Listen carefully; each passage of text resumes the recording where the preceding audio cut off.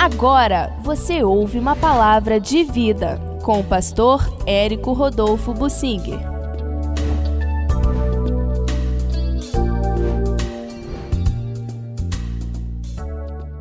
No livro de Jó, o Elifaz acusa o Jó pelo que ele sofria como sendo um castigo de Deus.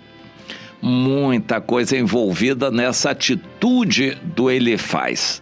Quem era o Elifaz? Um dos melhores amigos de Jó, um homem sábio, provavelmente já idoso, e o Elifaz é tomado por Satanás, inspirado. Ele não estava possesso, ele estava inspirado. Em todo o drama que o Jó passou, Satanás está por trás. O Jó tem a sua vida narrada na Bíblia por causa dessa luta. Satanás se levantou contra Deus, querendo acusar Deus de imperfeição na sua obra e que era impossível um ser humano agradar a Deus e ser perfeito. Deus disse, não é possível.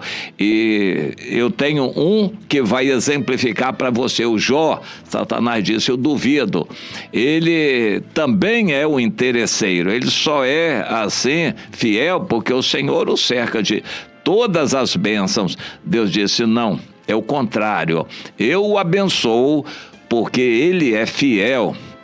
Como Deus vai abençoar todo o que é fiel a ele. E o Jó é um exemplo para nós, um protótipo de Jesus, e Jesus é o exemplo maior de quem agrada a Deus, e como é bom agradar a Deus, mas que também vai sofrer todo aquele que quer ser fiel a Deus. 2 Timóteo 3,12, o apóstolo Paulo lembra isto.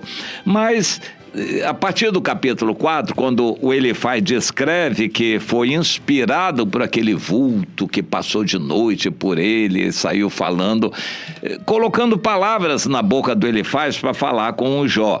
E ele começa dizendo, olha, ô Jó, não tem sentido você questionar Deus, Deus está lá em cima, é muito grande, nem os anjos são considerados dignos na frente dele, quanto mais nós que somos humanos, que comemos o pó, somos tão falhos, limitados com a morte. Chama agora, haverá alguém que te atenda?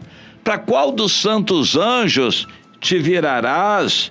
Ô Jó, a ira do louco acaba o destruindo. Os filhos estão longe do socorro, são pisados. Essa é a vida do louco que se levanta contra Deus. E começa aí uma série de acusações. E o Elifaz depois é respaldado, apoiado pelos outros amigos de Jó, que o acusam também. Ô Jó, você está sofrendo porque você errou com Deus. Deus não castiga ninguém assim não, Jó. Alguém que é bom, que anda direito? Não. Com toda certeza, a aflição não vem do pó. Não é coincidência, não. É consequência de seus erros. Você fez muita coisa errada e escondeu. Agora, Deus está castigando você. E eu vou te dar um conselho, Jó. Reconhece tudo isso e busque a Deus, porque Deus disciplina aquele a quem ama. Então, você está sofrendo uma disciplina de Deus para você poder se consertar. É claro que o Jó ficava muito bravo com aquilo, chateado, revoltado pelas acusações gratuitas. Eram acusações infundadas, não tinham fundamento. Acusações contra o Jó que não eram verdadeiras. Eles acusavam o Jó muito e o Jó, sabendo, Deus, eu estou aqui por causa do Senhor, é o Senhor quem está agindo aqui, e eu só quero saber por que, Senhor, não quero nem reclamar contra o sofrimento, eu só quero que o Senhor me dê um motivo, uma explicação disso, ó Deus. E o Jó continuou assim por longos capítulos do livro, procurando se defender diante de Deus, ou até nem se defender, mas pelo menos que Deus explicasse para ele por que ele estava sofrendo. Enquanto os amigos batiam sempre na mesma tecla: você está sofrendo porque fez coisas erradas. O que a gente faz aqui na terra a gente paga. O que você está sofrendo é consequência natural de seus erros. Pois é, o cristão se vê muitas vezes diante dessa discussão. Pessoas que não creem em Deus vão dizer que o cataclisma acontece por causa disso e daquilo, o aquecimento global vai causar isso, os terremotos e os tsunamis, os furacões são causados pelo aquecimento global, que é causado pela ação do homem. Tem nada de Deus nisso não, é tudo natural que está acontecendo. Pois é, o cristão vai continuamente se deparar com situações desse tipo. Ele vai ter que dizer: não, eu creio que o meu Deus é quem muda o tempo. Tudo o que está acontecendo é por causa de Deus, e se o povo se chama pelo nome do Senhor, se humilhar, orar e buscar, Deus vai mudar tudo isso e sarar a terra. A chuvarada, a inundação que vem, é porque Deus está agindo assim. Quem faz é Deus, não é uma consequência natural. Eu me lembro que uma vez eu lidei foi oportunidade boa lidar com um médico, dos grandes médicos, um homem muito sério.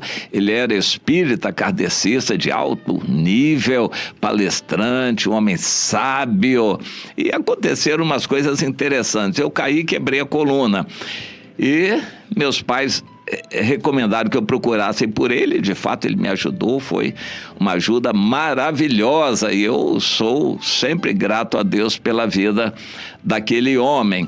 Por uma coincidência de Deus, algum tempo depois ele teve um acidente e quebrou a coluna, exatamente como eu. Olha que coisa. E aí eu fui visitá-lo. O mínimo que eu podia fazer, eu fui visitá-lo, conversei um pouco, procurando consolá-lo, mas que nem precisava. Ele estava bastante consolado. E eu pedi para orar com ele e orei. Mas depois da minha oração, ele também orou. E aí eu fui conhecer como é que é a oração espírita. Eu fiquei muito impressionado. Pessoas cheias de virtude, mas a oração dele parecia a minha oração, fora o início e o fim. A gente ora invocando a Deus: ó Deus, Pai amado, Deus bendito, Senhor da glória. A gente invoca o Senhor, eles não.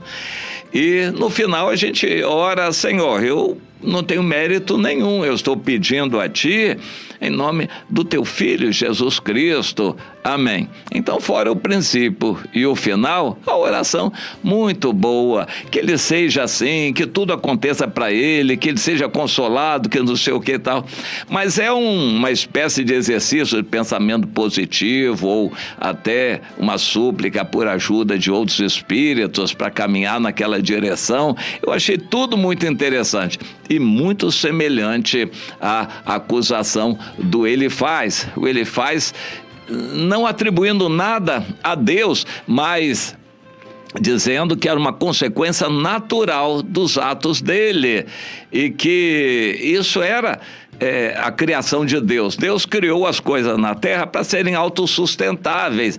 Então, os erros cometidos aqui na terra as pessoas vão pagar. A ideia do Elifaz era essa. E o Jó, não, eu creio que Deus está presente em tudo e nada acontece sem a permissão ou a direção de Deus. Então, Senhor, me mostra. E Jó bateu nessa tecla durante as discussões do livro todo. No final, só no final, o Jó venceu. E por fim, então, Deus apareceu, se mostrou e se revelou, e o Jó se quebrantou, e Deus mudou toda a história. O Jó ainda pôde orar, intercedendo pelos seus amigos, para que Deus os perdoasse. Nós cremos que isso aconteceu, e posteriormente Deus restaurou a sorte de Jó com tudo e muito mais do que ele tinha antes. O Jó saiu vencedor no final. Quem está com o Senhor sempre vai vencer, mas no meio do caminho vai sofrer. Aprenda essa lição. Tudo que acontece não vem por acaso. Deus está no controle de tudo. Você foi assaltado?